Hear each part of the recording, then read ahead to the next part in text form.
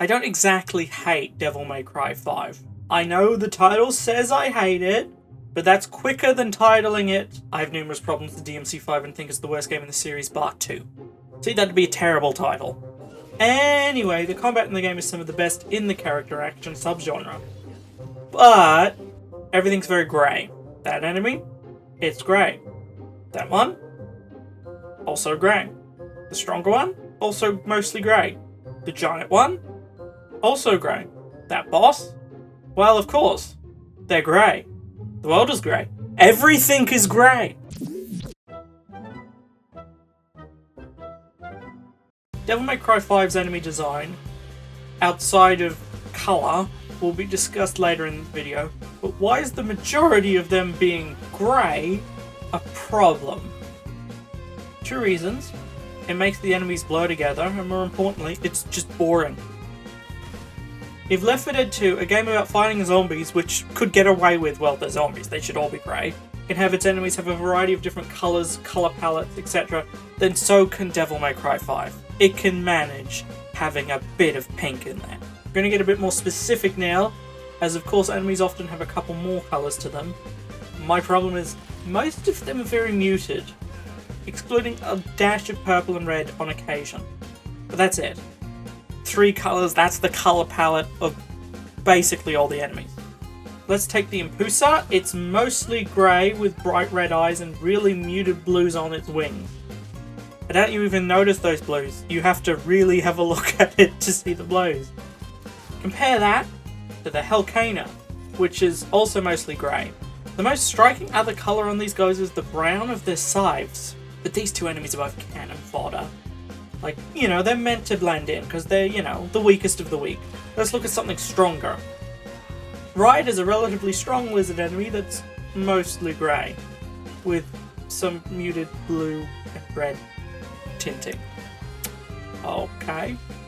Chaos is a stronger lizard enemy that's mostly grey, with muted purple accents on its teeth. Hell Antonera is a berserker type enemy that's mostly grey with a dash of purple when it berserks and some muted green on its cleaver. I could keep going like this, but it's easier to mention the 3 enemies that are excluded from this pattern of mostly grey with purple, red accents, with every other colour muted to the point of non-existence.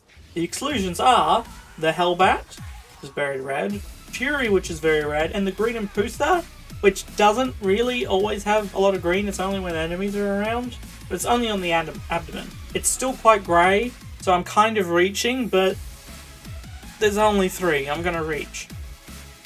Now, the reason this is a problem, you fight all these enemies in a concrete jungle, New York style city. Grey against grey isn't exactly known for being striking. Heck, even the more demonic locations are just grey tree vines with red fruit. Because, of course they are. Of course you do that. I'm not saying enemies can have a shared colour theme, but like, it shouldn't be to the point where all other colours are muted and it's literally the same for every single enemy. All enemies use mostly grey, with either those other 2 colours, purple and red, being present, with only a few exceptions. And the environment also uses those same colours. So the colour palette is the same for everything except the player characters. And it's just, no. Why would you do that? DMC 1 could do this. Blades are lizard enemies with green skin and bronze armour. Their bigger, stronger versions had brown and bronze skin to match their armour to show they meant business. The Beelzebubs were a collection of green and blue insect enemies of 2 different sizes and colours. Larger ones being brown with green abdomens, the small ones being blue with purple accents. Heck, the game's first enemy, the Marionette, appeared in several colours, aqua, blue, green, purple and red, which also represents how strong they are, the red being the strongest. DMC 1 can get this, why can't DMC 5? It's so unfun to look at. Other games in this same genre can do this as well. This isn't like some standardised thing where you have all the enemies be the same colour. Although it might start becoming that with Bayonetta 3.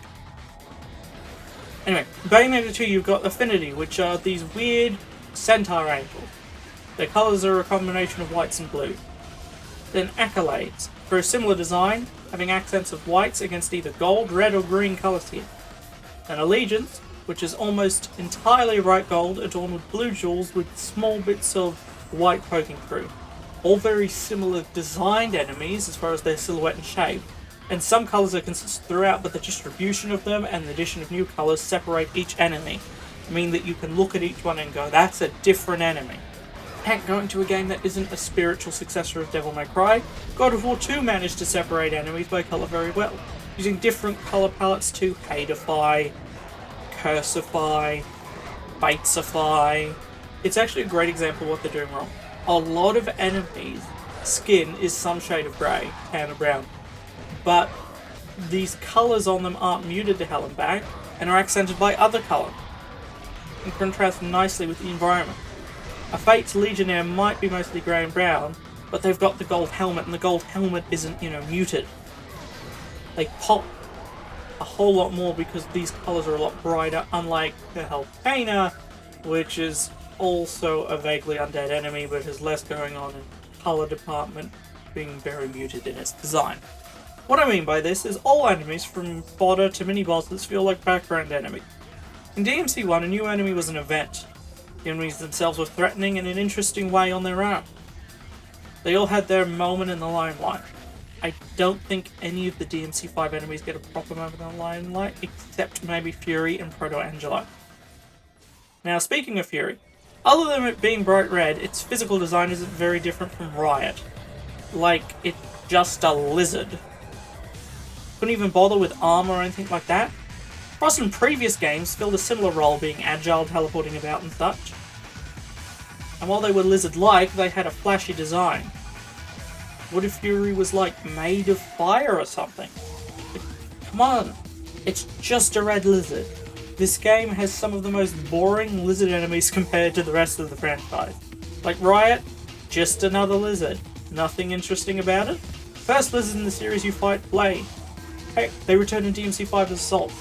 If you couldn't think of a better design, why didn't you just reuse them? They're not above that, with the Death Scissors and Proto-Angelo making an appearance. Come to think of it, why didn't so many other enemies return for this one? The Hellcaner is just a pride sin. If it moves slow and looked more sickly, why not just have a pride sin? If you're going to have demon bugs, bring back the Beelzebugs! Heck, what about the Hellbat? Why couldn't that just be a blood boil?